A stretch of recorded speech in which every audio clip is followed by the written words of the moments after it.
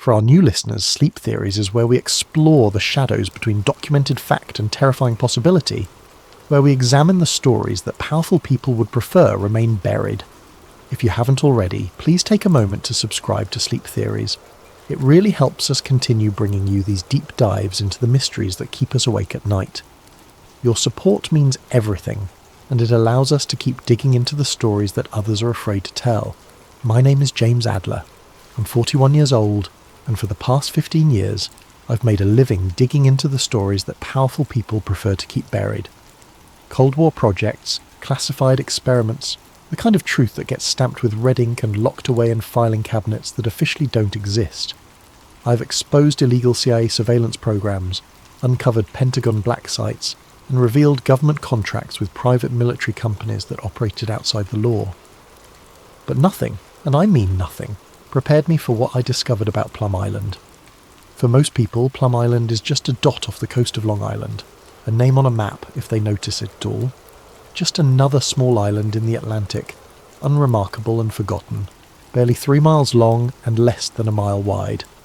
Ask 100 people on the street about Plum Island, and maybe 2 or 3 will have heard of it.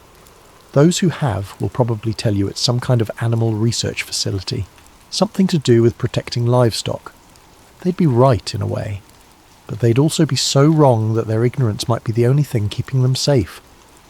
You see, Plum Island became the beginning of a story that was never supposed to be told, a story that may have cost me everything I thought I knew about the boundaries between science and horror, a story that has made me question whether I'll live long enough to see it published. It started on what seemed like an ordinary Tuesday in October 2023. I was working from my apartment in Brooklyn Heights, a cramped 2-bedroom that doubled as my office and archive. The walls were covered with bulletin boards connected by red string, the classic conspiracy theorist setup that had become my professional trademark. I was deep in research on a CIA mind control program from the 1970s called MKULTRA, following up on a lead about experiments conducted on unwitting subjects in Canadian psychiatric hospitals. The documents were spread across my desk, declassified memos, medical records, testimony from survivors who had spent decades trying to get someone to believe their stories. I'd been working for 6 hours straight, surviving on nothing but coffee and the kind of obsessive focus that comes from knowing you're close to exposing something important. That's when my doorman called up from the lobby. His name was Carlos, a 60-something Dominican man who had been working the building for over 20 years. He knew my routine, knew that I rarely received packages, and definitely knew that I was paranoid about unexpected deliveries. "Mr. Adler," he said, his accent thick with concern, "there's a package here for you. No delivery company, no return address. Just came by messenger, but the guy was gone before I could ask any questions." My blood went cold. In my line of work, mysterious packages are never a good sign. They're either from sources who can't risk being identified, or from people who want to silence you permanently. Sometimes it's hard to tell the difference until it's too late. "What does it look like, Carlos?" "Manila envelope about this big," I could hear him gesturing over the phone. "Your name written in block letters, black marker. Feels like there's something small inside, maybe a USB drive or something." I told him I'd be right down. As I rode the elevator to the lobby, my mind raced through possibilities. Had one of my sources finally gotten access to something big? Was this related to the MKUltra story I'd been working on? Or was this something else entirely, something connected to one of the dozen other investigations I had running simultaneously? The envelope was exactly as Carlos had described it. My name, James Adler, written in careful block letters across the front. No return address, no postmark, no identifying marks of any kind. The paper felt expensive, heavier than standard office supply stock. When I held it up to the light, I could see the outline of what was definitely a flash drive inside. Back in my apartment, I stared at that envelope for almost an hour before opening it. Every instinct I had developed over 15 years of investigative journalism was screaming at me to be careful. Mysterious sources had contacted me before, but never like this. Usually there was some kind of preliminary communication, some way to establish trust and verify credentials. This felt different. This felt dangerous. But curiosity has always been my weakness, and the journalist in me couldn't resist. When I finally opened that envelope and pulled out the flash drive, I found myself holding a standard USB stick with a single piece of tape attached. On the tape, written in the same block letters as the envelope, was a single folder name: PIADCOBSCURA. PIADC. I recognised the acronym immediately: Plum Island Animal Disease Centre. But what was Obscura? A project code? A classification level? And why would someone want me to have files related to what was supposed to be a routine agricultural research facility? I should have been more careful. I should have scanned the drive on an isolated system, maybe contacted someone in cybersecurity to check for malware or tracking software. But the reporter in me was already hooked. I plugged that drive into my main computer without a second thought. What I found changed everything. The folder contained dozens of files, documents, videos, photographs, email exchanges, and correspondence spanning more than 50 years. As I began to examine them, I realised I was looking at the most comprehensive collection of classified materials I had ever encountered. These weren't the typical heavily redacted documents you get through Freedom of Information Act requests. These were complete files, unedited and uncensored, detailing activities that were never supposed to see the light of day. There were research reports describing experiments that violated every ethical standard in medicine and biology. There were photographs of creatures that shouldn't exist, beings that appeared to be part human and part something else. There were video files showing procedures that looked less like scientific research and more like medieval torture. As I worked through the night, reading file after file, I began to understand that I had stumbled onto something far bigger and more terrifying than any story I had ever investigated. This wasn't just another government cover-up or bureaucratic corruption. This was evidence of a program that had been running for decades, hidden behind the innocent facade of agricultural research, pushing the boundaries of science into territories that should never have been explored. By dawn, I knew three things with absolute certainty. First, the official story of Plum Island was a complete fabrication. Second, whatever had really been happening there represented one of the most significant violations of human rights and scientific ethics in American history. And third, someone had risked everything to get these files to me, which meant they believed I was the right person to expose the truth. What I didn't know yet was that investigating this story would put me in more danger than I had ever faced before, or that the conspiracy I was about to uncover reached into the highest levels of government and continued to this very day. The official story of Plum Island reads like a government press release, written by someone who had never been asked a difficult question in their life. According to the USDA's public information, the Plum Island Animal Disease Centre was established in 1954 as a response to the growing threat of foreign animal diseases to American agriculture. The facility was designed to study dangerous livestock diseases like foot and mouth disease in a contained environment, keeping potential biological threats safely isolated from the mainland. It was a noble mission, presented in the kind of sanitized language that government agencies use when they want to sound important but boring. The official literature described state-of-the-art laboratories, dedicated scientists working around the clock to protect America's food supply, and the highest standards of biological safety and security. Public access was strictly forbidden, not out of secrecy, but out of an abundance of caution regarding the dangerous pathogens being studied. For 69 years this story held, the facility operated in relative obscurity, occasionally mentioned in agricultural trade publications or academic papers, but never attracting the kind of scrutiny that might have revealed the truth. It was the perfect cover, important enough to justify a massive budget and military-level security, boring enough that most people never gave it a second thought. But as I dug deeper into the files from that flash drive, cross-referencing them with publicly available documents and declassified materials I had accumulated over years of research, the official story began to crumble like a house of cards in a hurricane. The first red flag was the timeline. The facility's establishment in 1954 wasn't a response to agricultural concerns. It coincided perfectly with the height of Cold War biological weapons research. This was the era of Operation Paperclip, the classified program that brought Nazi scientists to America. It was a time when both the United States and Soviet Union were racing to develop biological weapons capabilities, often using research programs that appeared innocent on the surface. When I examined the budget allocations for Plum Island during its first decade of operation, the numbers didn't add up. According to Department of Agriculture records, the facility received funding that was nearly 10 times what would have been necessary for livestock disease research. Where was all that money going? The answer became clear when I found the military correspondence hidden in the files.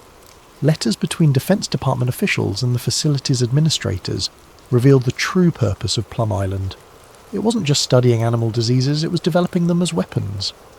One memo from 1956, classified top secret and marked eyes only, discussed dual-use research capabilities and strategic biological countermeasures. The language was bureaucratic, but the meaning was clear. Plum Island was being used to develop biological weapons that could target enemy livestock and, by extension, their food supply. But it got worse. Much worse. As I continued reading, I discovered references to personnel that should never have been involved in agricultural research. The most disturbing revelation was the central role played by Dr. Erich Traub, a Nazi virologist who had been recruited to the United States under Operation Paperclip. Traub wasn't just any Nazi scientist.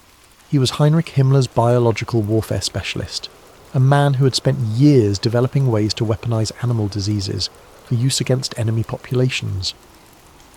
During World War II, he had worked at the Nazi biological warfare facility on Riem Island in the Baltic Sea, where he had conducted experiments that resulted in the deaths of thousands of animals and an unknown number of human subjects. According to the files, Traub hadn't just consulted on Plum Island's establishment, he had designed the entire research protocol. His signature appeared on documents dated from 1951 to 1953, 3 years before the facility officially opened. Construction blueprints showed his personal involvement in designing not just the surface laboratories, but an extensive underground facility that never appeared in any public records. One document from 1952 contained Traub's personal recommendations for the facility's research priorities. Written in his careful Germanic handwriting, it outlined a program that went far beyond studying existing diseases. Traub proposed targeted pathogen development, enhanced vector systems, and most chillingly, cross-species adaptation trials. What exactly did cross-species adaptation mean? The answer came in a research proposal dated March 1953, just months before Traub returned to Germany. The document described experiments designed to create hybrid organisms that combined the characteristics of multiple species. The goal, according to the proposal, was to develop biological assets with enhanced survivability and target specificity. Translation: they were trying to create monsters. As I dug deeper into the historical records, I found more inconsistencies that the official story couldn't explain. Construction documents showed the facility being built with capabilities far beyond what would be needed for agricultural research. There were specialised containment units designed for subjects much larger than any livestock. There were surgical suites equipped with restraint systems that looked more suited to controlling violent patients than examining sick animals. Most disturbing of all, there were references to human test subjects scattered throughout the early documents. Budget line items for volunteer compensation and subject housing appeared regularly in the facility's accounts.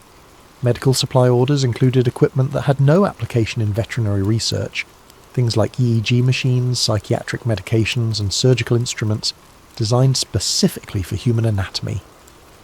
One particularly chilling document from 1957 was a requisition form for restraints. The specifications called for devices capable of holding subjects weighing up to 200 pounds, with mechanisms designed to prevent violent resistance during procedures. The form was signed by Traub's successor, Dr. William Hagen, who had been brought in to continue the work after Traub's departure. By the early 1960s, the references to human subjects had become more explicit. Internal memos discussed recruitment protocols and informed consent procedures, suggesting that the facility was actively soliciting volunteers for experiments. But volunteers for what?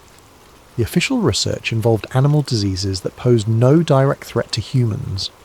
The answer came in a classified report from 1963 that outlined the facility's true research agenda. The document, marked confidential, compartmentalized, described a program called Project Chimera.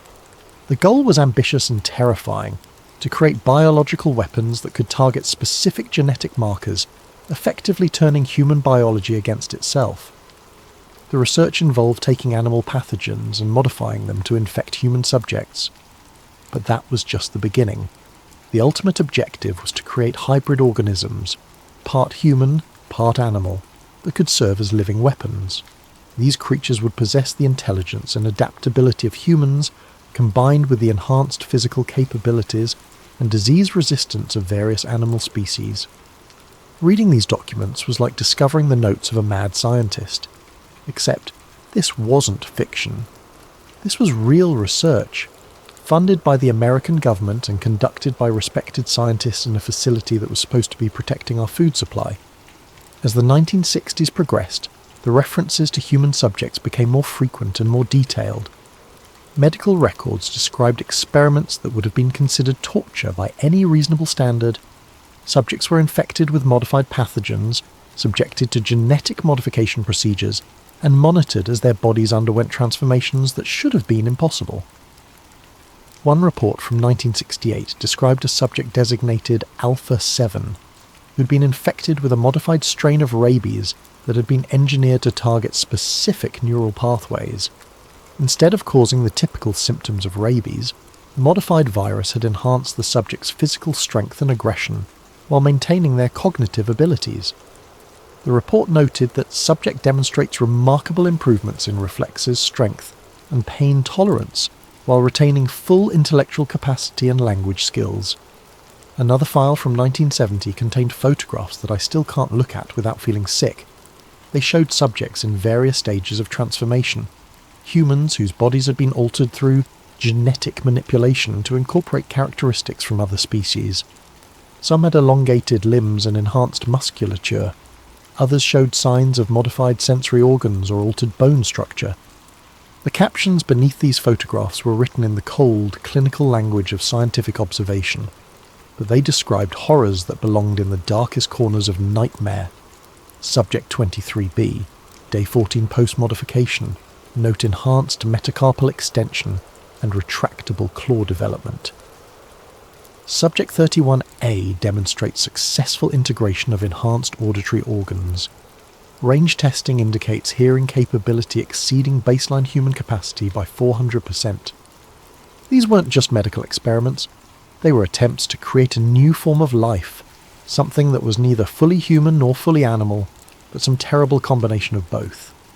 And according to the timestamps on the files, this research had continued for decades, hidden behind the innocent facade of agricultural disease prevention.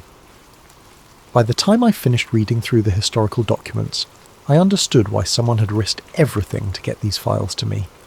This wasn't just a story about government secrecy or scientific overreach. This was evidence of crimes against humanity being committed on American soil, with American funding, in the name of national security. But what I didn't understand yet was that this was just the beginning.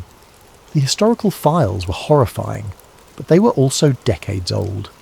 The real question was, what had happened to Project Chimera? Had it been shut down, or had it simply been moved deeper underground? The answer to that question would prove to be more terrifying than anything I had discovered in the historical records. July 12th, 2008. It was one of those perfect summer mornings on the east end of Long Island that makes you forget about the heat and humidity of the city. The sun was just beginning to rise over the Atlantic, painting the sky in shades of pink and gold that photographers spend lifetimes trying to capture. The beach at Montauk was nearly empty, except for a few early joggers and dog walkers taking advantage of the cool morning air. Jenna Hewitt was one of those early risers. A local real estate agent who had grown up in Montauk, she made a habit of walking her golden retriever Buddy along the shoreline every morning before the beach filled up with tourists. It was her quiet time, her chance to think and plan her day, while Buddy explored the driftwood and seaweed that the tide had left behind. But this morning was different. As they walked along the water's edge, Buddy suddenly stopped and began barking frantically at something washed up on the sand about 50 yards ahead. This wasn't his usual playful bark when he found an interesting piece of seaweed or a dead fish. This was the kind of aggressive, frightened barking that Jenna had only heard a few times before, usually when Buddy encountered something that genuinely scared him. As she got closer, she could see what had captured Buddy's attention. There was something lying in the sand, something roughly the size of a large dog, but with a shape that was definitely not right. From a distance, it looked like it might be a seal or a large fish that had washed ashore. But as Jenna approached, she realised that whatever this thing was, it didn't belong to any species she'd ever seen. The creature was about 4 feet long from head to tail, with a body that seemed simultaneously familiar and utterly alien. It was completely hairless, its skin a mottled grey-pink colour that looked almost human in texture but was covered in what appeared to be surgical scars. The limbs were wrong, too long and ending not in paws or flippers, but in what looked unmistakably like hands, complete with opposable thumbs and elongated fingers that ended in sharp, claw-like nails. But it was the face that made Jenna's blood run cold. The skull was elongated and narrow, ending in what appeared to be a beak-like protrusion, but the eye sockets were far too large for any known animal. Most disturbing of all, when she looked inside that bizarre mouth, she could see teeth, not the sharp fangs of a predator or the flat molars of an herbivore, but human-like incisors and canines arranged in a pattern that suggested this thing had once been capable of speech. Jenna pulled out her cell phone and started taking pictures, her hands shaking as she tried to document what she was seeing. She had lived on Long Island her entire life, had seen everything the ocean could wash ashore, but this was something that shouldn't exist. Every instinct told her to get away, to leave this thing on the beach and pretend she had never seen it. But the journalist in her, she had worked for the local newspaper during college, knew that this was important. Within hours, the photos were online. Jenna had posted them to her Facebook page with a simple caption. "Found this on Montauk Beach this morning. Anyone know what it is?" The images went viral almost immediately, spreading across social media platforms and eventually making their way to news outlets around the world. The media dubbed it the Montauk Monster, and the story became a sensation overnight. Cable news channels devoted entire segments to the mystery creature. Marine biologists and cryptozoologists offered competing theories about what it might be. Internet forums exploded with speculation ranging from the scientific to the absurd. But the official response came with suspicious speed and uniformity. Within 48 hours of the photos going public, government experts had reached a consensus. The creature was nothing more than a decomposed raccoon. The unusual appearance, they explained, was the result of prolonged exposure to salt water, which had caused the hair to fall out and the body to bloat in strange ways. Dr. Elizabeth Harper, a marine biologist from the Woods Hole Oceanographic Institution, held a press conference to explain the official findings. "What people are seeing in these photographs is a perfectly normal example of how decomposition can distort the appearance of dead animals," she said, standing behind a podium adorned with government seals. "When a raccoon or similar mammal is submerged in salt water for an extended period, the hair falls out, the skin takes on this grey-pink coloration, and the body bloats in ways that can make familiar animals look quite alien." The explanation was accepted by most media outlets, and the story quickly faded from public attention. Within a week, the Montauk Monster had joined the ranks of briefly famous internet mysteries, remembered mainly as an example of how people can be fooled by natural phenomena that they don't understand. But the files on that flash drive told a very different story. I found Department of Homeland Security correspondence dated July 15th, 2008, just 3 days after Jenna Hewitt's discovery. The emails were marked Priority Alpha, a classification level I had never encountered before, and they referenced something called PIS transfer, Plum Island Station transfer. The first email in the chain was from Agent Michael Torres, DHS Special Operations, to Director Sarah Chen, Office of Biosecurity. The subject line read, "Urgent, Subject 12, B Containment Breach. Immediate response required." The email was brief but chilling. "Ma'am, we have a confirmed breach at Plum Island Station. Subject 12, B broke containment during routine transfer to Kansas facility. Pursuit teams responded, but subject made it approximately 800 meters from the laboratory complex before termination protocols could be implemented. Body recovered from shoreline at Montauk Point at 0630 hours. Local civilian, identified as Jenna Hewitt, 34 real estate agent, photographed remains before we could establish scene control, recommend immediate deployment of Disinformation Protocol Delta 7. The response from Director Chen came less than 2 hours later. Approved. Implement Delta 7 immediately. Coordinate with media liaisons to ensure story containment. Standard decomposed animal narrative should suffice. We've used it successfully before. Make sure all physical evidence is secured and any additional witnesses are debriefed appropriately. This cannot become another Montauk situation. Another Montauk situation? What did that mean? The answer came in the next series of documents, which detailed the implementation of what they called Protocol Delta 7. This wasn't just damage control. It was a comprehensive disinformation campaign designed to discredit and marginalise anyone who suggested that the Montauk monster was anything other than a decomposed raccoon. Dr. Elizabeth Harper, the marine biologist who had given the press conference, wasn't just offering her expert opinion. According to the internal documents, she was a paid consultant for the Department of Homeland Security, specifically hired to provide scientific cover for incidents involving anomalous biological materials. Her entire career had been built on explaining away creatures and phenomena that the government needed to keep secret. But the most disturbing document was an internal incident report from the Plum Island facility itself. This wasn't the sanitized version that might eventually make its way into official records. This was a complete account of what had really happened, written by someone who had been there. According to the report, Subject 12B had been part of Project Chimera since 2003. Originally a human volunteer named David Kellerman, a 23-year-old military veteran who had responded to a classified recruitment ad promising enhanced military capabilities in exchange for participating in cutting-edge biological research. The procedures Kellerman had undergone were described in clinical detail that made my stomach turn. Over a period of 18 months, he had been subjected to genetic modification treatments designed to incorporate characteristics from multiple animal species. DNA from wolves, dolphins, and several bird species had been introduced into his system through a process the researchers called guided evolution. The results, according to the report, had exceeded expectations. Subject 12, B demonstrated enhanced strength, improved reflexes, and sensory capabilities far beyond normal human ranges. His modified physiology allowed him to hold his breath for over 20 minutes and swim at speeds approaching those of marine mammals.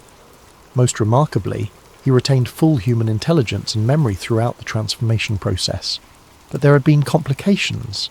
The report noted increasing psychological instability and violent outbursts during routine procedures. Subject 12, B had become increasingly resistant to containment, making multiple escape attempts that were becoming more sophisticated over time. On July 11th, 2008, during a routine transfer from the Plum Island facility to a new research centre in Kansas, Subject 12B had managed to break free from his restraints. Security footage showed him tearing through reinforced steel like it was paper, using strength that should have been impossible even for his modified physiology. The pursuit had lasted for nearly an hour. Security teams had tracked him through the island's interior, following a trail of destruction that included shredded fencing and damaged equipment. When they finally cornered him at the island's eastern shore, Subject 12B had attempted to escape by diving into the ocean. The termination protocols were described in bureaucratic language that couldn't disguise the horror of what had actually happened. Security teams had used high-velocity sedative rounds to incapacitate the subject in the water, then implemented standard termination procedures to prevent potential exposure risks.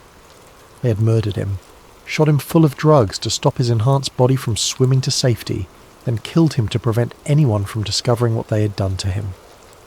The report noted that complete specimen recovery was not possible due to tidal conditions and the proximity of civilian areas. David Kellerman's body had washed ashore on Montauk Beach, where Jenna Hewitt had found it and photographed it before the government could cover up yet another atrocity committed in the name of national security. The photographs in the classified files showed the creature from angles that had never appeared in the media coverage. These images revealed details that the official decomposed raccoon explanation couldn't account for. The surgical scars that marked every inch of his body, evidence of dozens of procedures, the implant sites behind his skull, where monitoring devices had been inserted to track his biological functions. And most heartbreaking of all, a small tattoo on his left shoulder, a military insignia that identified him as a member of the 101st Airborne Division.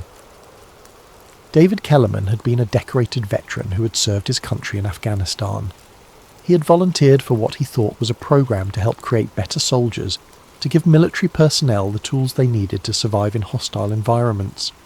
Instead, he had been turned into a monster, imprisoned for years as a test subject, and finally murdered to protect the secrets of a program that should never have existed. The Montauk monster wasn't a decomposed raccoon. It was evidence of a government program that was using American citizens as subjects in biological experiments that violated every principle of medical ethics and human rights. And according to the timestamps on these files, David Kellerman was just one of many subjects who had been transformed, studied, and ultimately disposed of when they became inconvenient. As I sat in my apartment reading these documents, I realised that I was looking at evidence of ongoing crimes against humanity. This wasn't historical research. This was happening right now, funded by American taxpayers and conducted by government agencies that were supposed to protect us. But I also realised something else. If they were willing to murder David Kellerman to protect their secrets, what would they do to a journalist who was threatening to expose them? The deeper I dug into Dr. Eric Traub's background, the more convinced I became that his involvement with Plum Island was the key to understanding the entire conspiracy. This wasn't just another Nazi scientist looking for redemption in America. This was a man whose work during World War II had been so horrific that even other Nazi scientists had considered him extreme. Traub's story began in 1906, when he was born into a middle-class German family in Reims, a small island in the Baltic Sea that would later become the site of his most infamous work. He studied veterinary medicine and virology at the University of Berlin, where he quickly distinguished himself as a brilliant but ruthless researcher who was willing to push ethical boundaries that his colleagues wouldn't cross.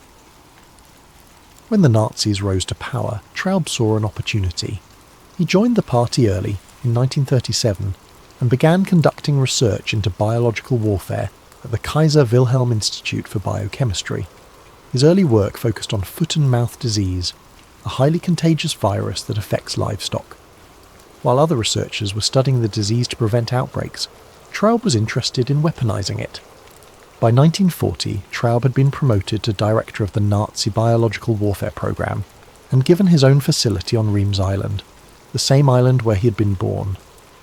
The Reims laboratory became Nazi Germany's primary biological weapons research centre, conducting experiments that went far beyond anything that had been attempted before.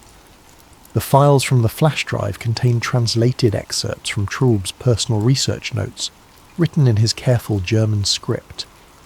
Reading them was like looking into the mind of a man who had completely abandoned any pretense of human decency in pursuit of scientific advancement. One entry, dated March 1942, described his work with what he called enhanced vector systems, basically attempts to create disease-carrying insects and animals that could be used to spread biological weapons over wide areas. Traub had been experimenting with ticks, mosquitoes, and various bird species, modifying them genetically to make them more effective carriers of deadly pathogens.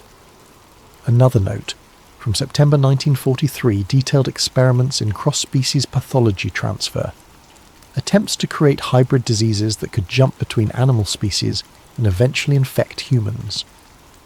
Traub believed that by combining characteristics from multiple pathogens, he could create biological weapons that would be impossible to defend against because they would be unlike anything that had existed in nature.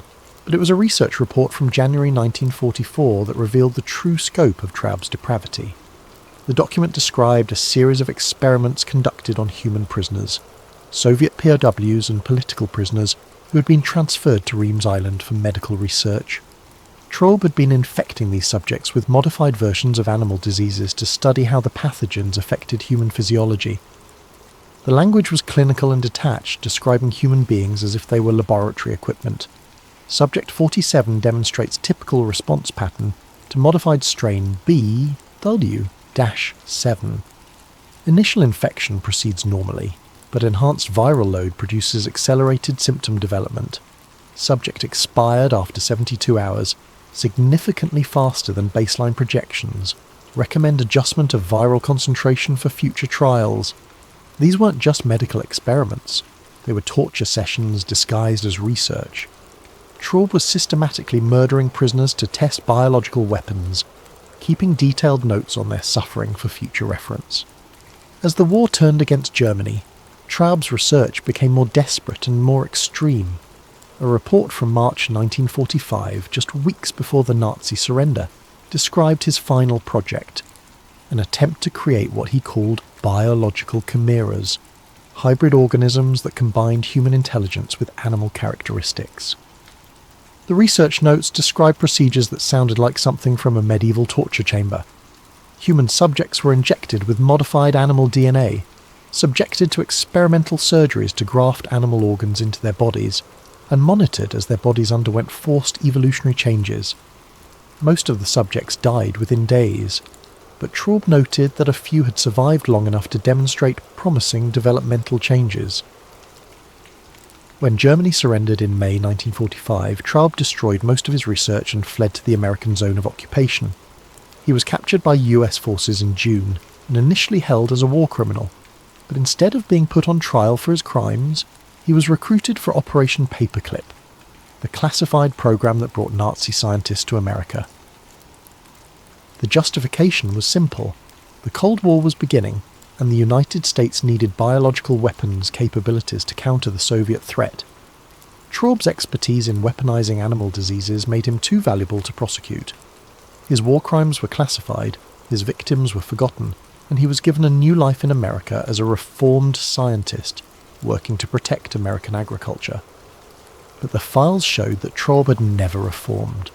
The research he'd conducted for the Nazis was simply continued under American sponsorship, with American funding, using American test subjects.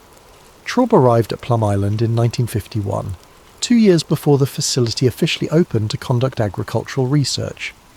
His job was to design the research protocols and containment systems that would guide the facility's work for decades to come. But what he actually designed was a continuation of the biological weapons program he had run for the Nazis.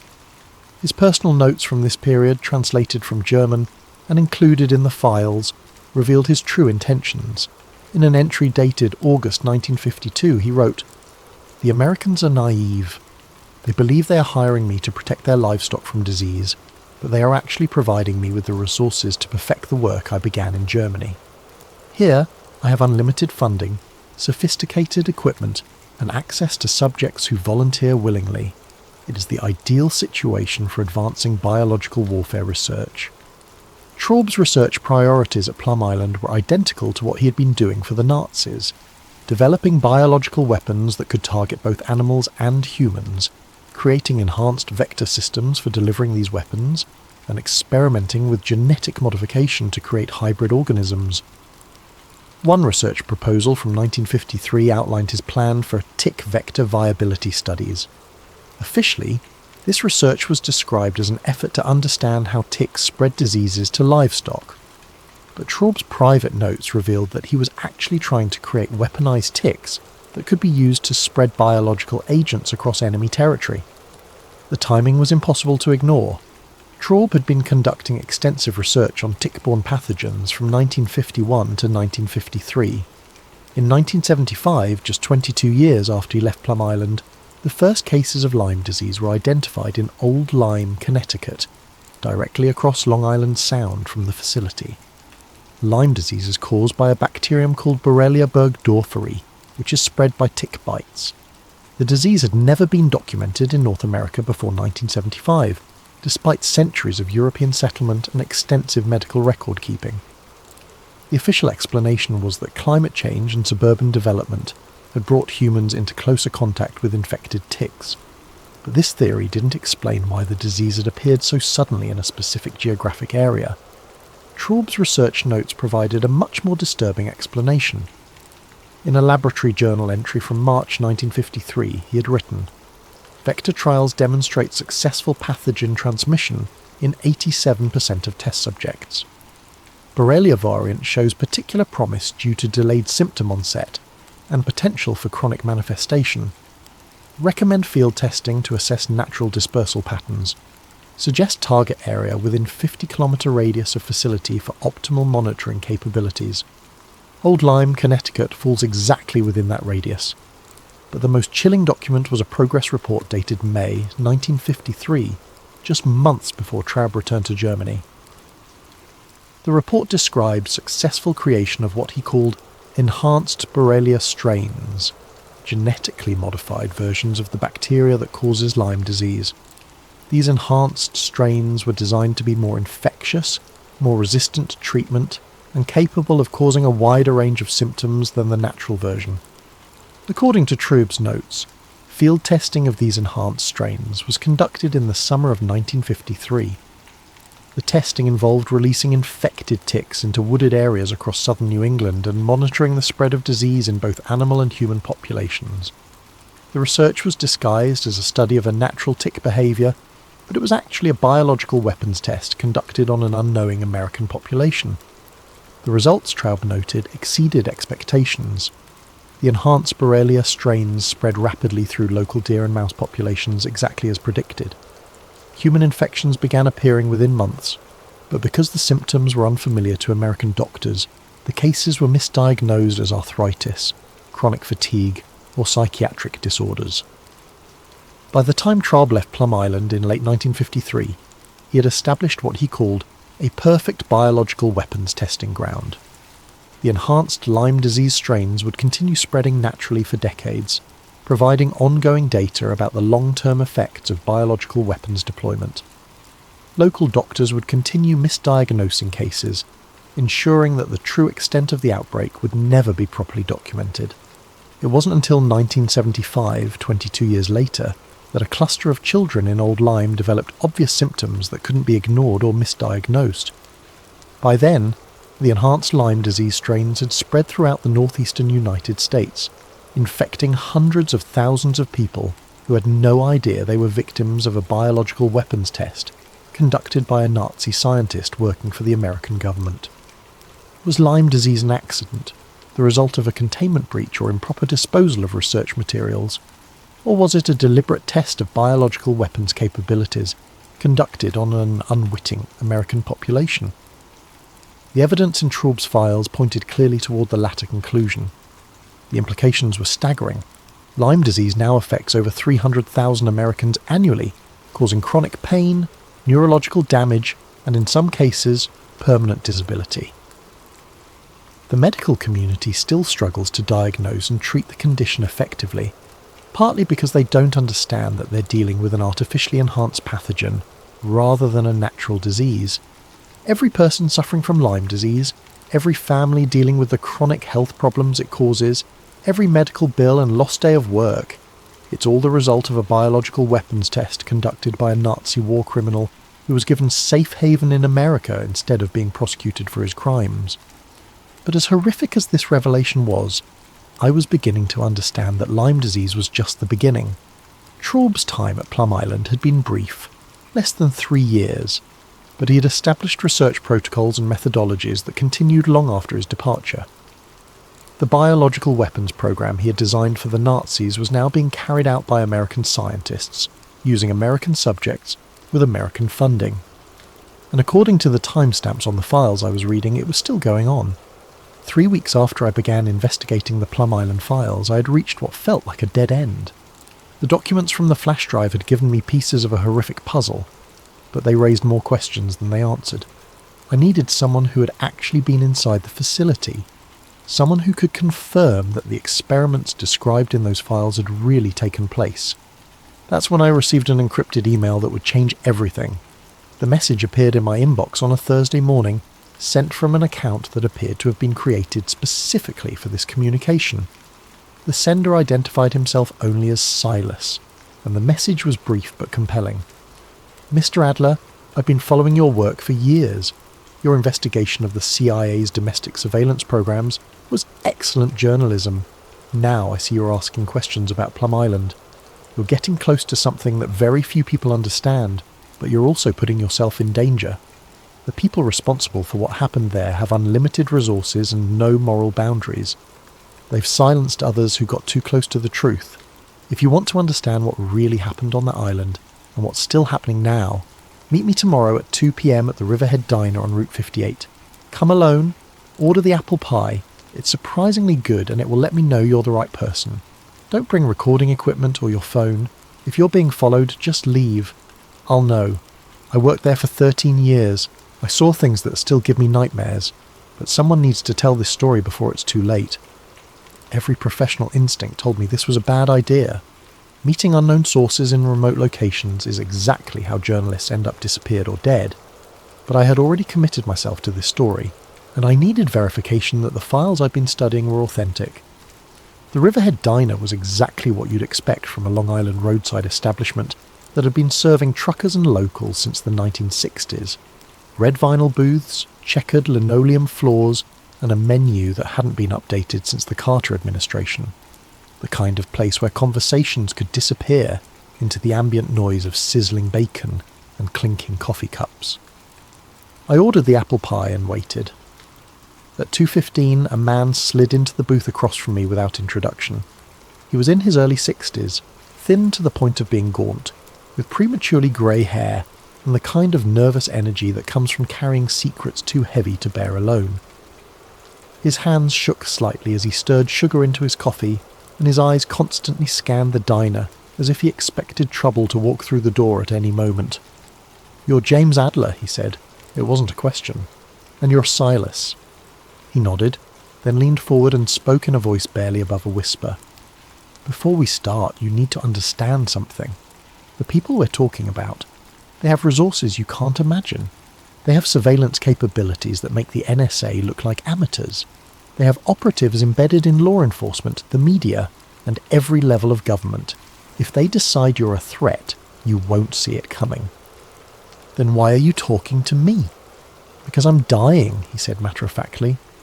"Pancreatic cancer, stage 4. The doctors give me 6 months, maybe 8 if I'm lucky. After what I've seen, what I've been part of, I figure I owe it to the world to tell the truth before I go." Silas claimed to have worked at Plum Island from 1982 to 1995 as a research technician. His job had been to maintain the facility's containment systems, monitor the environmental controls, and provide technical support for the various research projects being conducted there. He was low-level enough to avoid scrutiny, but high-level enough to have access to areas of the facility that most employees never saw. "When I started there," he continued, "I thought I was working for the Department of Agriculture. That's what it said on my paychecks. That's what I put on my tax returns. I believed I was helping to protect American livestock from disease. For the first few years, that's all I saw. Legitimate research into foot and mouth disease, swine fever, that sort of thing."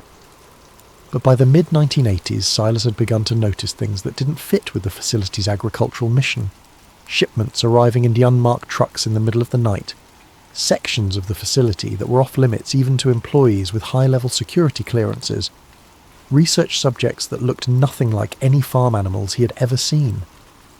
"They started with good intentions," he said, constantly glancing around the diner. "They really did want to protect American agriculture. But intentions have a way of changing when you're dealing with the unlimited budgets and no oversight. The research kept getting more extreme, more ambitious. Pretty soon, they weren't just studying diseases, they were creating them." According to Silas, the research had evolved in 3 distinct phases, just as the historical documents had suggested. Phase 1 involved attempts to make livestock immune to various diseases through genetic modification. The goal was to create cattle, pigs, and other farm animals that could resist biological warfare agents that might be used against American agriculture. The genetic modification work was incredibly advanced, Silas explained. This was back in the 1980s, remember, when most people had never heard of DNA manipulation. But these scientists were doing things that wouldn't become public knowledge for another 20 years. They were inserting genes from one species into another, creating animals that were part cow and part something else.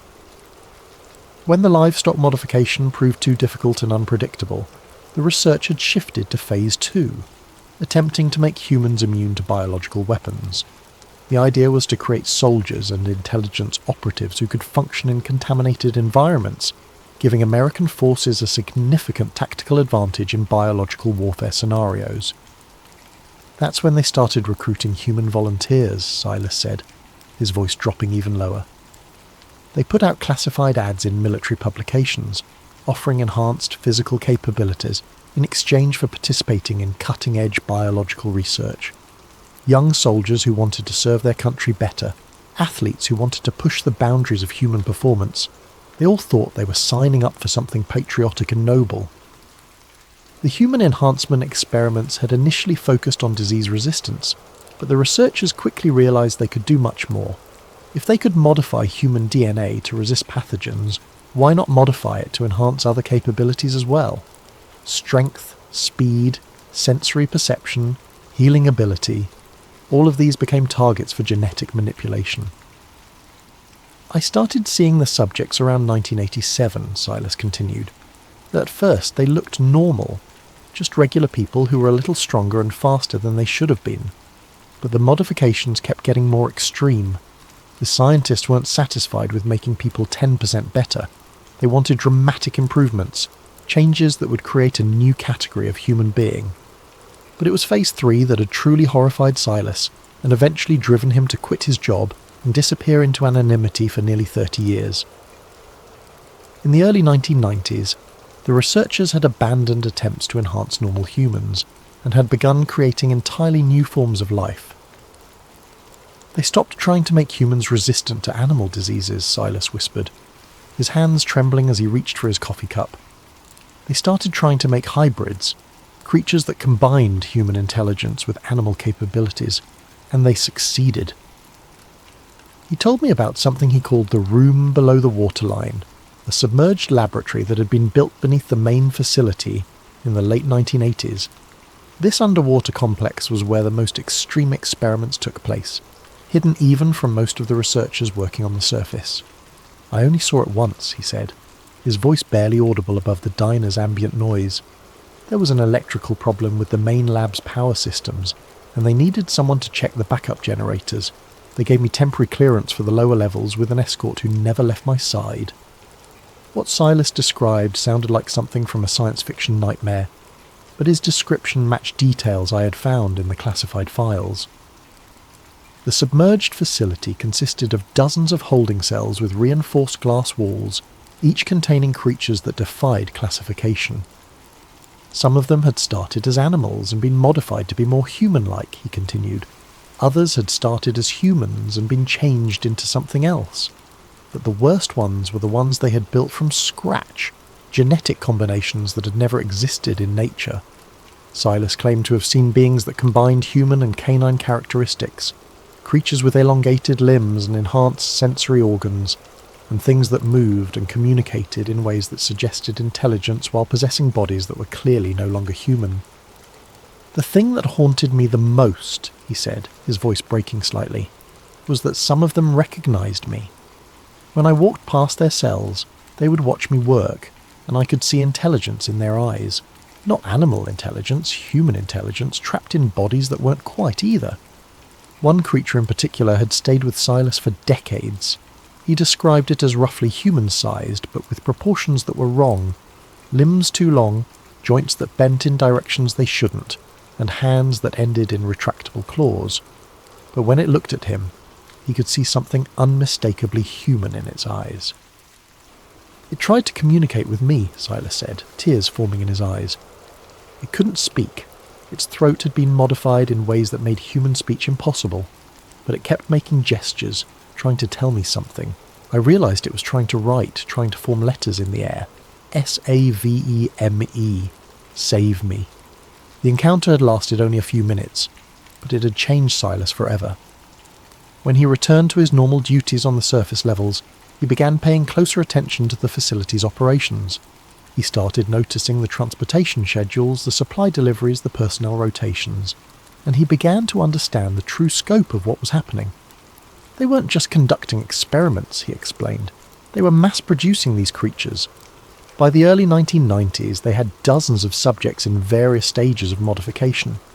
Some were recent arrivals who still looked mostly human. Others had been there for years, transformed beyond recognition. But in 1992, something had gone wrong. Silas described it as the incident that changed everything, a containment breach that had nearly exposed the entire program to public scrutiny. One of the subjects, I never knew its designation, but the researchers called it Alpha, had been planned for termination. Its modifications had been unsuccessful, and it was becoming increasingly aggressive and unpredictable, but somehow it escaped from its holding cell. The creature had made it through 3 levels of security before being cornered in the underwater facility's main corridor. Security teams had used tranquilizer weapons to subdue it, but not before it had caused significant damage to the containment systems. The breach flooded half the lower levels, Silas explained. They had to seal off entire sections of the facility and relocate the subjects to temporary holding areas on the surface. For about 6 months, there were creatures being held in buildings that weren't designed for that kind of containment. It was during this period that several subjects had escaped from the facility entirely, leading to sightings of strange creatures throughout eastern Long Island. Most of these escapees were recaptured quickly, but a few had made it off the island before security teams could respond. That's when they implemented what they called the disinformation protocols, Silas said. Whenever someone reported seeing something unusual, a strange animal, an unexplained creature, the response teams would show up within hours. They had cover stories prepared for everything: diseased raccoons, escaped pets, hoaxes by attention-seeking locals. The 1992 incident had also led to major changes in the facility's operations. The damaged underwater laboratory was permanently sealed, and many of the experiments were relocated to other facilities. By 1995, when Silas finally quit his job, Plum Island was being used primarily as a coordination centre for a biological weapons program that had spread to multiple locations across the United States. That's why I left, he said, finishing his coffee and preparing to go. I couldn't be part of it anymore. I'd seen too much, participated in too many atrocities. I took early retirement, moved to a small town upstate, and tried to forget everything I'd learned. But forgetting had proved impossible. For nearly 30 years, Silas had carried the weight of what he'd witnessed, the knowledge of crimes against humanity being committed by his own government. The cancer diagnosis had finally motivated him to speak out, but he was terrified of the consequences. They monitor everyone who worked there, he warned me, even retired employees like me. They know where I live, what I do, who I talk to. If they find out about this conversation, they'll know I'm the leak. As he slid out of the booth, Silas handed me a small piece of paper with a phone number written in pencil. If something happens to me, call this number. Tell them Silas sent you, and mention the room below the waterline. They'll know what to do with the backup files. Who are they? I asked. Other people like me, he said. Employees who couldn't live with what they'd seen. Scientists who refused to continue the research. Security personnel who kept copies of evidence. We'd been watching each other's backs for decades, waiting for someone like you to tell this story. 2 weeks later, Silas's car was found abandoned on a rural road outside Riverhead. The keys were still in the ignition, his wallet and cell phone on the passenger seat, but there was no sign of Silas himself. Local police classified it as a missing person case, noting that he had been receiving treatment for terminal cancer and might have wandered off in a confused state. But I knew better. Silas had been taken, just like others who had gotten too close to the truth about Plum Island. The phone number he'd given me?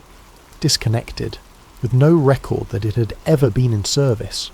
I was on my own now, with nothing but a flash drive full of classified files and a growing certainty that powerful people were already aware of my investigation. The metadata on the flash drive files had been bothering me since I first examined them. Most of the documents showed original creation dates between 1996 and 2003, placing them well within the digital age when government files would have been routinely archived and catalogued. Yet when I searched for these documents in public databases, Freedom of Information Act releases, and declassified government archives, I found nothing. It was as if these files had been completely scrubbed from the official record, their existence denied at every level of government. This kind of systematic information suppression required resources and authority that went far beyond typical classification procedures. Someone with significant power had decided that these particular documents should never see the light of day. One file in particular captured my attention, a video with a timestamp from August 15, 2001. The file name was innocuous enough. PIS Medical Eval 47B.AVE. But when I opened it, I found myself looking at footage that would haunt me for the rest of my life. The video was clearly shot through an observation window, probably using a security camera or similar surveillance equipment. The image quality was poor, grainy and low resolution, but clear enough to show the details of what was happening in the room beyond. The setting appeared to be a medical examination room, but unlike anything you'd find in a normal hospital. The walls were covered in white ceramic tiles that could be easily sterilised, and harsh fluorescent lighting gave everything a cold, clinical appearance. Stainless steel equipment lined the walls, monitoring devices, surgical instruments, and restraint mechanisms that looked more suited to controlling violent patients than conducting medical examinations. In the centre of the room was an examination table, but it was unlike any medical furniture I had ever seen. It was constructed from heavy steel and equipped with multiple restraint systems, leather straps, metal clamps, and what appeared to be electronic monitoring devices built directly into the surface. The entire apparatus could be adjusted and repositioned, apparently to accommodate subjects of different sizes and shapes.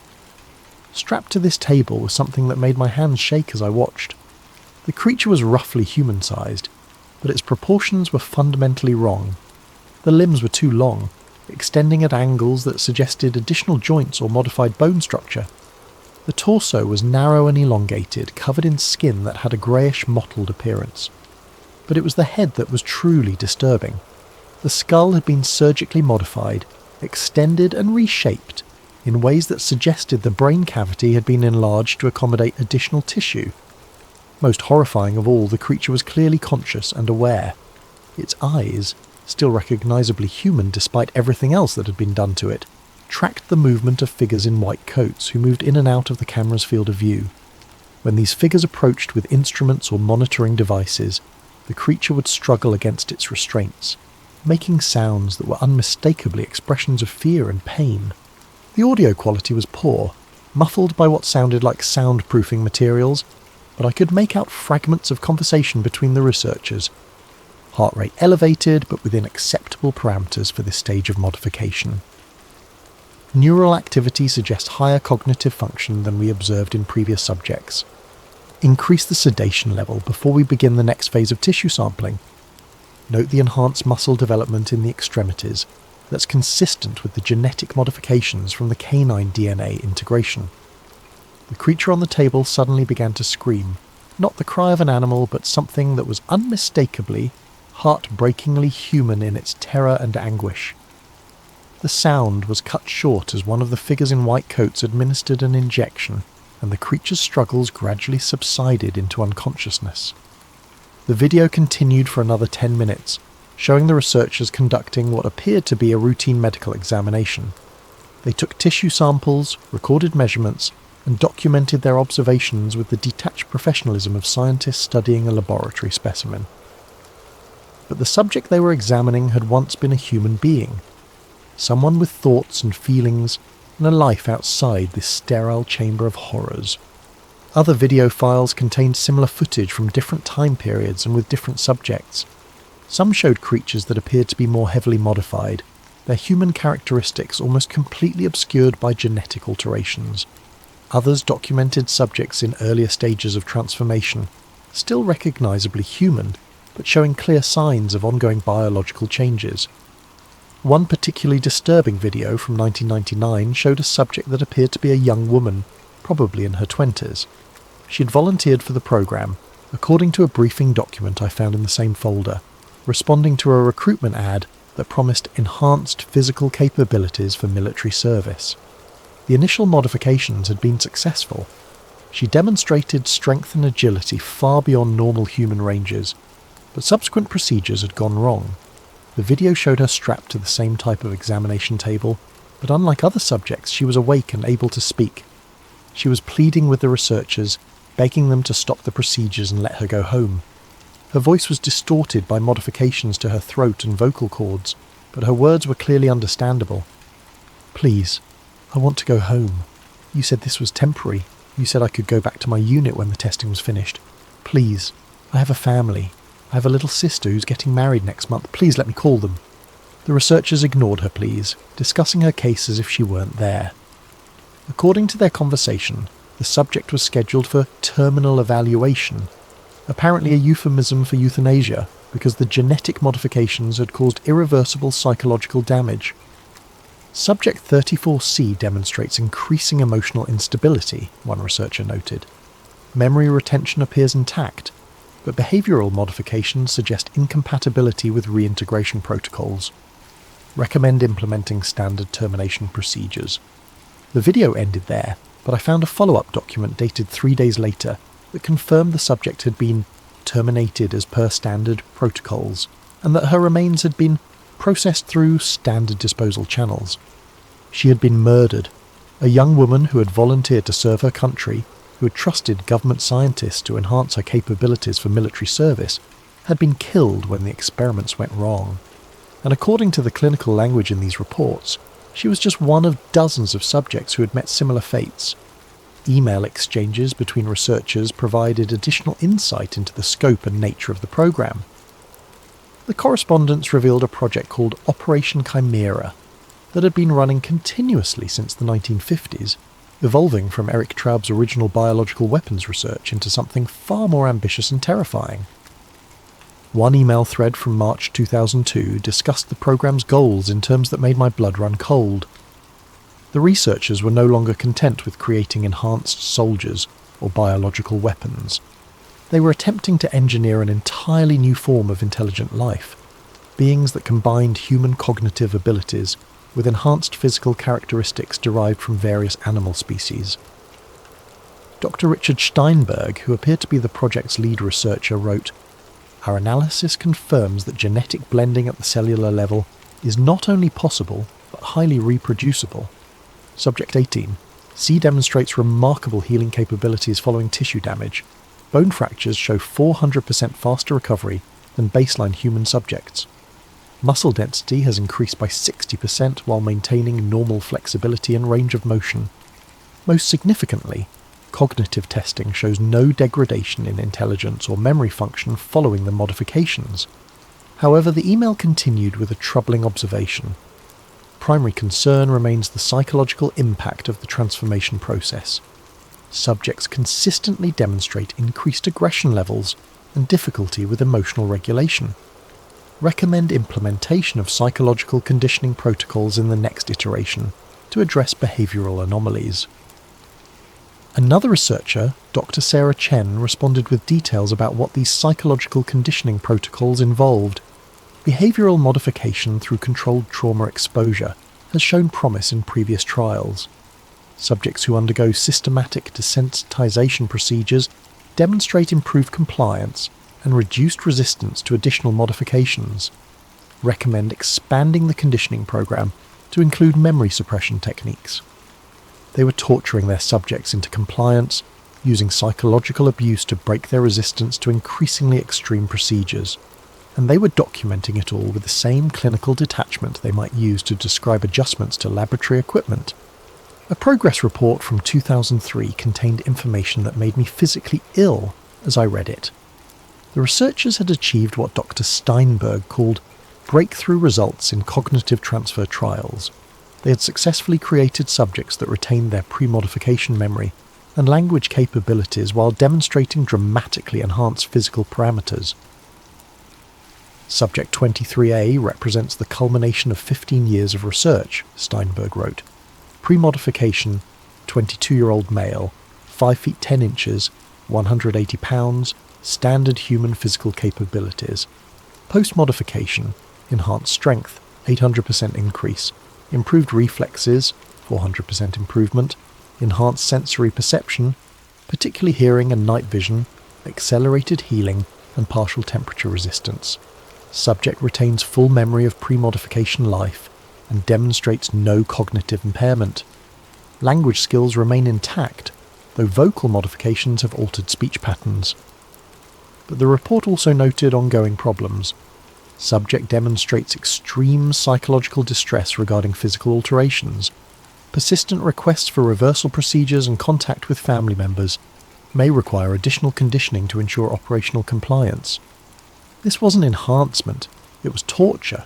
They were taking healthy young people and transforming them into something that was no longer entirely human, then subjecting them to psychological abuse when they reacted with predictable horror to what had been done to them.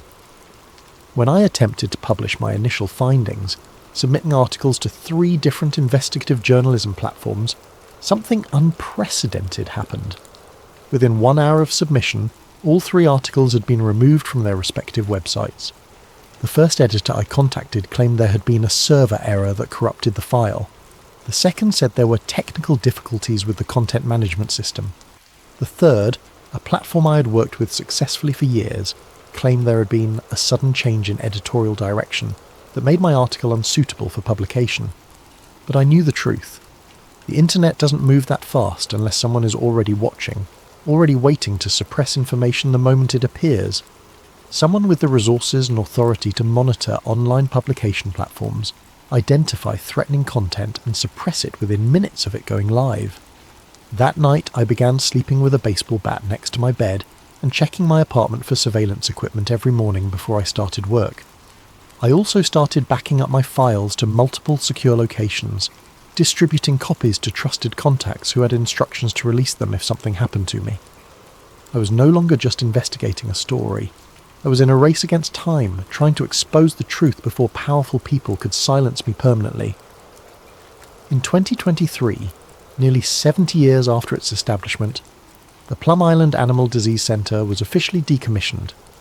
The announcement was made with little fanfare, a brief press release from the Department of Agriculture noting that the facility's operations would be transferred to the new National Bio and Agro Defense Facility in Manhattan, Kansas. The official reasoning was straightforward and logical. Plum Island's infrastructure had become outdated after decades of use. The new Kansas facility would provide upgraded capabilities for protecting American agriculture in the 21st century, with better containment systems, more advanced research equipment, and improved security measures. It was presented as a routine modernization, the kind of bureaucratic efficiency improvement that happens regularly in government agencies. Local newspapers covered the story as a minor economic development issue. The closure would eliminate several hundred jobs on Long Island, while the Kansas facility would bring similar employment opportunities to the Midwest.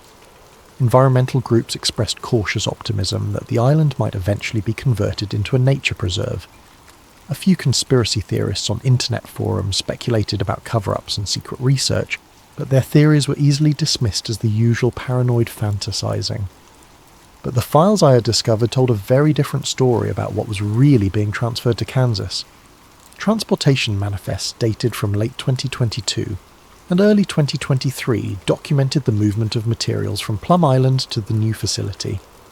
Most of the entries appeared routine: laboratory equipment, research samples, administrative records, and the other mundane necessities of relocating a major research operation. But mixed among the standard items were entries that raised disturbing questions. 12 items on the manifest were classified at levels that required redaction, even in internal transportation documents. The entries showed only shipment dates, special handling codes, and transport protocols that indicated extremely hazardous materials. One partially visible entry was labelled Subject Omega, Status, Dormant, Transport Protocol, Class X Containment, Warning, do not expose to UV radiation under any circumstances. What was Subject Omega? And what kind of biological material required protection from ultraviolet light? Other redacted entries referenced genetic material archives, preserved tissue samples, and viable cellular cultures. The language suggested that these weren't just research specimens. They were living materials that required specialized life support systems during transportation. Photographs accompanying the shipping documents showed equipment being loaded onto specialized transport vehicles. These weren't standard moving trucks or laboratory supply vehicles. They appeared to be custom-built containment systems, heavily armoured and equipped with what looked like life support and environmental control systems. More disturbing still were the images of sealed incinerators on Plum Island, their interiors scorched black from what appeared to be recent use. Someone had been destroying evidence, burning materials that were too sensitive to risk transferring to the new facility. But according to the shipping manifests, the most critical materials, including whatever constituted Subject Omega, had been carefully relocated rather than destroyed, I began researching the new National Bio and Agro-Defence Facility, hoping to understand what kind of research would be conducted there, and what capabilities it would have for containing the materials transferred from Plum Island. What I discovered only deepened my concerns. The MBF wasn't just a replacement for Plum Island, it was an exponential expansion of America's biological research capabilities. While Plum Island had occupied less than 900 acres on a small island, the Kansas facility sprawled across thousands of acres in the heart of America's agricultural region. The official budget for construction and equipment was over $1.25 billion, making it one of the most expensive government research facilities ever built. More troubling was the facility's expanded research mandate. While Plum Island had been officially restricted to studying foreign animal diseases, NBAF was authorised to conduct research on dual-use biological agents, pathogens that could be used for both defensive and offensive purposes. This was essentially a euphemism for biological weapons research, the kind of work that had been conducted secretly at Plum Island but could now be done openly under the expanded mission statement. Construction documents for the Kansas facility revealed capabilities that far exceeded anything that had existed on Plum Island. The surface facilities included multiple high-containment laboratories, rated at Biosafety Level 4, the highest classification for handling the most dangerous pathogens known to science. But it was the underground facilities that truly concerned me.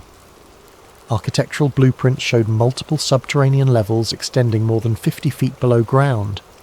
These underground laboratories were classified at security levels that weren't even named in the public documentation.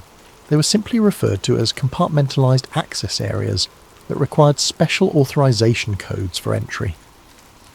The underground facility included holding areas described as large animal containment units, but the specifications suggested they were designed for subjects much larger and more dangerous than any traditional livestock. The containment cells were equipped with reinforced steel barriers, automated feeding systems, and what appeared to be restraint mechanisms built into the walls and floors. Most ominously, the facility included what the blueprints referred to as subject modification areas, surgical suites equipped with restraint tables and monitoring equipment that bore an uncomfortable resemblance to the facilities I had seen in the video files from Plum Island. They hadn't shut down the program. They had simply moved it to a location with better security, more advanced equipment, and fewer potential witnesses. Whatever had been happening on that island off the Long Island coast was now continuing in the American heartland, hidden beneath the Kansas prairie where no casual observers would notice unusual activity. But the most disturbing aspect of the transfer was its timing. Construction of the Kansas facility had begun in 2008, the same year that the Montauk monster had washed ashore and nearly exposed the Plum Island program to public scrutiny. The decision to relocate hadn't been driven by infrastructure concerns or modernization needs. It had been a response to the growing risk of exposure. The 2008 incident had demonstrated that Plum Island was no longer a secure location for the kind of research being conducted there.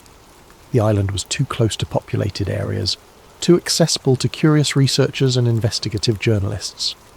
When David Kellerman's transformed body had washed up on Montauk Beach, it had nearly blown the cover on 70 years of illegal human experimentation.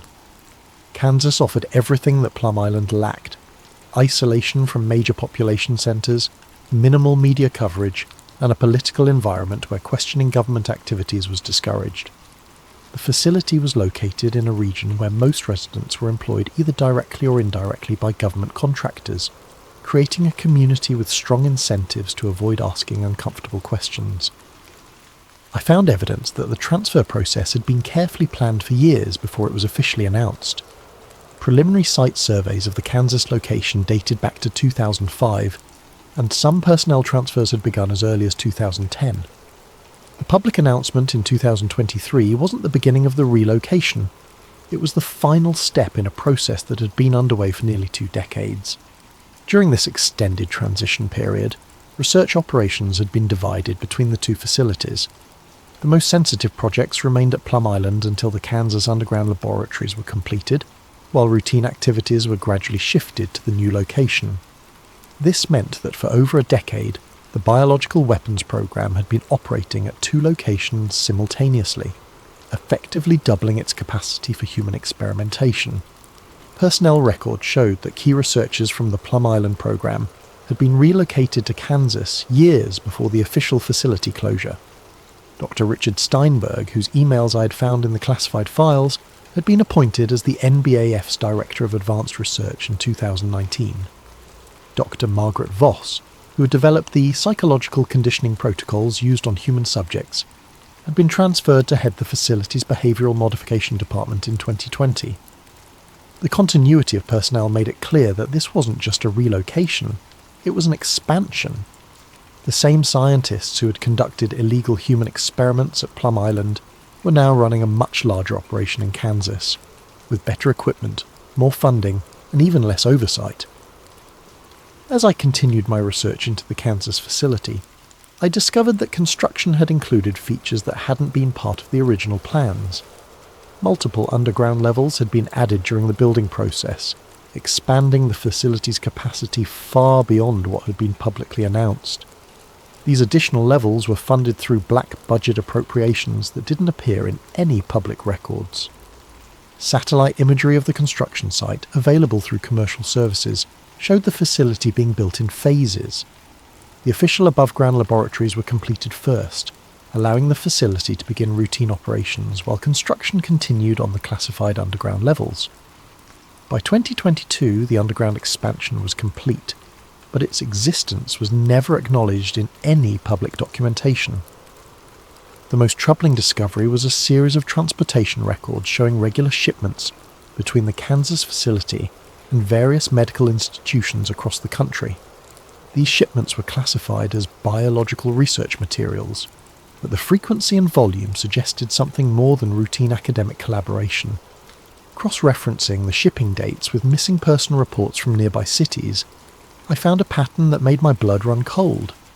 Young adults who matched the demographic profile of previous Plum Island subjects, military veterans, athletes, individuals seeking enhanced physical capabilities, were disappearing at rates significantly higher than statistical norms in areas surrounding the Kansas facility. The disappearances weren't concentrated enough to attract media attention or law enforcement investigation, but when viewed collectively, they suggested an ongoing recruitment program. People who fit the target profile were being approached with offers of employment or research participation, then vanishing without trace. I found recruitment materials that had been distributed through military publications and fitness magazines, advertising opportunities for cutting-edge human performance research and enhanced capability development. The ads promised significant financial compensation and the chance to push the boundaries of human potential while serving national security interests. The language was carefully crafted to attract young people who were looking for adventure and the chance to serve their country, the same demographic that had been targeted by the Plum Island program for decades. But unlike the earlier recruitment efforts, which had been relatively small scale, the Kansas operation appeared to be recruiting subjects by the hundreds. Medical supply orders for the facility, obtained through sources I cannot identify without putting them at risk, showed purchases that far exceeded what would be needed for agricultural research. Surgical equipment, anesthetics, genetic modification materials, and pharmaceutical compounds used in experimental treatments were being ordered in quantities that suggested large-scale human experimentation. Most disturbing of all, the facility had ordered specialized equipment for subject disposal, industrial incinerators capable of completely destroying organic matter, leaving no trace that could be detected by forensic analysis. The same equipment had been used at Plum Island, but the Kansas facility had ordered units with 10 times the capacity. The implications were staggering. Not only had the biological weapons program continued after the Plum Island closure, it had expanded dramatically. The Kansas facility was conducting human experiments on a scale that dwarfed anything that had been done before, with improved techniques for hiding the evidence and disposing of subjects who didn't survive the procedures. As I compiled this information, I realized that I had uncovered something far more significant than a historical atrocity or a government cover-up. This was an ongoing crime against humanity, being committed by the American government using American taxpayer funding, with victims who were American citizens. The program that had started with Erich Traub's Nazi biological weapons research had evolved into a systematic effort to create a new form of human life, beings that combined human intelligence with enhanced physical capabilities derived from animal genetics, and according to all available evidence, it was accelerating. By November 2023, I knew that Plum Island would soon be sealed permanently, its secrets buried beneath layers of bureaucracy and official denial. The facility had been officially closed for months, but final decontamination procedures were still ongoing. Once those were complete, the island would be turned over to other agencies and eventually made accessible to researchers and environmental groups who would never be allowed to see the areas where the real work had been conducted. If I was going to find physical evidence of what had really happened there, if I was going to document the truth before it was destroyed forever, this was my last chance. I had been documenting everything I could find through official channels: satellite imagery, shipping records, personnel transfers, budget allocations, but I needed something more concrete. The files from the flash drive were compelling, but they could be dismissed as elaborate forgeries by anyone who didn't want to believe them. I needed photographs, video footage, physical evidence that couldn't be explained away. Finding someone willing to take me to Plum Island proved more difficult than I had expected. The island was still under military security despite the official closure, with Coast Guard patrols maintaining a security perimeter that extended several miles offshore. Most local boat operators refused to get anywhere near the area, citing concerns about federal penalties and the loss of their commercial fishing licenses. But money, as always, provided solutions. I eventually found Murphy, a weathered fishing boat captain in his 60s, who had been working the waters around eastern Long Island for over 40 years. Murphy's boat, the Second Chance, was a sturdy 30-foot lobster boat that had seen better days but was still seaworthy, and more importantly fast enough to outrun Coast Guard patrol vessels if necessary. Murphy was initially reluctant to take me anywhere near Plum Island. "That place has always been bad news," he told me, as we negotiated terms at a dockside bar in Orient Point. "Even before the government took it over, the old-timers used to avoid it. My grandfather used to fish these waters, and he told me there was something wrong with that island. Said the fish around there tasted funny, and the seabirds that roosted there acted strange." But Murphy was also a practical man who understood the value of cash payments and the importance of discretion. For $2,000, paid in advance, he agreed to get me close enough to wade ashore, with the understanding that if anything went wrong, if Coast Guard vessels appeared, or if I wasn't back by sunset, he would leave without me. We departed Orient Point at dawn on a grey November morning when fog provided natural cover for our approach. The water was choppy and cold, typical for late autumn in the North Atlantic, but Murphy navigated with the confidence of someone who had been working these waters longer than I had been alive. As we approached Plum Island, I could see why it had been chosen for classified research. The island was smaller than I had expected, maybe 2 miles long and half a mile wide, but it was completely isolated from the mainland and any casual observation. The research facilities were concentrated on the western end of the island, a complex of low concrete buildings surrounded by chain-link fencing topped with razor wire. Most of the structures appeared to have been abandoned hastily. Doors stood open, windows were broken, and scientific equipment lay scattered across loading docks, as if the final evacuation had been conducted under emergency conditions. But as Murphy positioned his boat near a small beach on the island's eastern shore, I could see that not everything had been removed. "You've got 2 hours," Murphy told me as I prepared to wade ashore. "Any longer than that and we risk getting caught by the afternoon patrol. And if those Coast Guard boats show up, I'm leaving with or without you." The beach was rocky and unwelcoming, covered with the kind of sharp stones and tangled seaweed that discouraged casual visitors, but it provided cover from the main facility, allowing me to approach the abandoned buildings without being easily observed from the water. As I made my way across the island toward the research complex, I began to notice details that hadn't been visible from the boat. The vegetation was wrong, stunted and discoloured in ways that suggested contamination or chemical treatment. There were dead birds scattered throughout the underbrush, far more than would be natural for a small island ecosystem. Most disturbing of all, there were trails through the vegetation that looked like they had been made by something much larger than the rabbits, and small mammals that supposedly inhabited the island. These paths were wide enough for a human to walk through, but they showed signs of passage by creatures that moved differently. Deeper impressions where something heavy had stepped, scratch marks on trees at heights that suggested unusual proportions. The research facilities were more extensive than the satellite imagery had suggested. What appeared from above to be a few scattered buildings was actually a complex of interconnected structures, many of them partially underground. As I explored the remains of the main laboratory building, I found evidence of hasty abandonment, research notes scattered on floors, computer equipment that had been destroyed rather than relocated, and disposal areas where sensitive materials had been burned. But it was in the basement levels that I found what I was looking for. A staircase descended below ground level, ending at a heavy steel door that stood slightly ajar. Beyond the door was a tunnel that sloped downward into darkness, disappearing beneath the island's rocky foundation. This had to be the entrance to what Silas had called the room below the waterline, the submerged laboratory where the most extreme experiments had been conducted.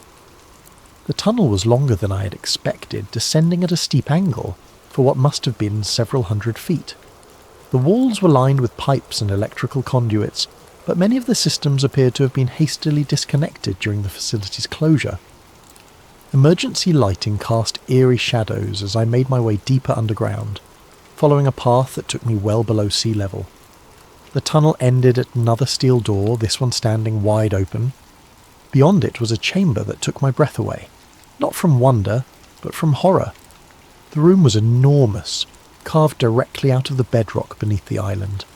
The ceiling disappeared into shadows above my head, and the chamber extended far beyond what my flashlight could illuminate. Along the walls were dozens of glass-fronted holding cells, each large enough to contain a human being.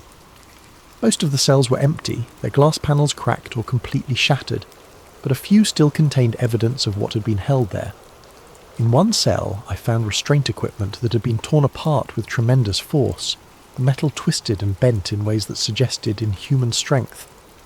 Another cell contained what appeared to be surgical instruments, abandoned in the middle of some procedure and left to rust in the underground dampness. But it was in the centre of the chamber that I found the most disturbing evidence. A series of examination tables, similar to what I had seen in the video files, were arranged around a central monitoring station. The tables were equipped with restraint systems that could accommodate subjects of various sizes, and the monitoring equipment suggested that procedures had been conducted on conscious subjects. Scattered around these tables were documents that had been left behind during the evacuation, medical charts, procedure notes, and photographs that provided a horrifying record of what had taken place in this underground chamber. The subjects documented in these files showed various stages of genetic modification, from early procedures that produced relatively minor changes to advanced transformations that had created beings that were barely recognizable as human. One photograph showed a subject who had been modified with genetic material from various predatory animals. The individual still retained human facial features, but their body had been elongated and their limbs extended to accommodate additional muscle mass and enhanced joint flexibility. According to the accompanying notes, this subject had demonstrated remarkable improvements in speed, strength, and sensory perception, but had also shown increasing aggression and resistance to containment protocols. Another file documented what appeared to be a more recent subject. The photographs were dated just months before the facility's closure. This individual had undergone procedures that incorporated genetic material from marine mammals, developing enhanced lung capacity and modified cardiovascular systems that allowed for extended underwater operation. The notes indicated that this subject had been designed for aquatic infiltration missions, but had proven psychologically unsuitable for operational deployment. As I documented the scene with my camera, taking photographs of every file and piece of evidence I could find, a sound began to emanate from somewhere deep in the facility. It was a low-frequency hum, barely audible but felt more than heard, vibrating through the floor and into my bones. The sound made my teeth ache and filled me with an inexplicable sense of dread. I'd been underground for over an hour, longer than I had intended, but the evidence I was finding was too important to ignore. This chamber represented proof of everything I had been investigating. Physical evidence that human beings had been subjected to genetic modification procedures that violated every principle of medical ethics and human rights. But as the humming sound grew louder, I began to realise that the facility might not be as abandoned as it appeared. The sound had a rhythmic quality that suggested machinery in operation, systems that were still functioning despite the official closure of the facility. I was preparing to leave when I heard something else, a shuffling sound from the shadows at the far end of the chamber. At first, I thought it might be rats or other small animals that had taken refuge in the abandoned facility. But the sound was too large, too deliberate to be made by anything that should have been living in these tunnels. I froze, holding my breath and listening carefully. The sound came again, closer this time, accompanied by what sounded almost like laboured breathing. Something was moving in the darkness beyond my flashlight beam, something that was aware of my presence and was approaching cautiously. I turned my flashlight toward the sound, and in that moment I understood why the government had gone to such extraordinary lengths to keep this place secret, why they had been willing to commit murder to protect these secrets. Something stepped out of the shadows, something that had once been human but was no longer entirely so. The creature moved with a strange, loping gait, its elongated limbs carrying it forward with an unsettling grace. Its body showed clear evidence of surgical modification, scars that covered every inch of exposed skin, joints that bent in directions they shouldn't, and proportions that suggested extensive genetic alteration. But it was when the creature looked directly at me that I felt my sanity begin to fracture. Its eyes were unmistakably human, intelligent, aware, and filled with an emotion that I can only describe as desperate hope. This thing had once been a person, someone with thoughts and feelings and a life outside this underground hell. And somehow it had survived the facility's closure, hiding in the tunnels and chambers beneath Plum Island, forgotten by the researchers who had created it. The creature tried to speak, making sounds that might once have been words, but its vocal cords had been so severely modified that human speech was impossible. Instead, it began making gestures, trying to communicate through hand signals that retained some vestige of human language. I realised it was trying to tell me something, trying to convey information that it considered important. It kept pointing toward the deeper parts of the facility, making urgent gestures that suggested there was something else I needed to see, something that was even more significant than the evidence I'd already discovered. But I had been underground too long already, and the approaching deadline for my return to Murphy's boat left no time for further exploration. As much as I wanted to document everything this creature might show me, I knew that missing my extraction would mean being stranded on Plum Island when security patrols resumed their normal schedules. I took several photographs of the creature, trying to document its appearance and the clear evidence of genetic modification, but I could see the disappointment in its eyes as I backed toward the tunnel entrance. It understood that I was leaving, that its one chance to communicate with the outside world was slipping away. As I retreated through the underground tunnels, I could hear the creature following me at a distance, making sounds that might have been attempts to call me back. But I didn't dare delay any longer. Murphy had been clear that he wouldn't wait past the agreed departure time, and being discovered by security forces would mean the end of my investigation, and possibly my life. I emerged from the underground facility just as the afternoon fog was beginning to lift, providing less cover for my return to the beach. Murphy was waiting exactly where he had promised, his boat positioned for a quick departure, but I could see the tension in his posture as he scanned the horizon for patrol vessels. "We need to go now," he said as I waded out to the boat. "I've been monitoring the radio frequencies and there's increased Coast Guard activity in the area. Someone may have spotted us approaching the island."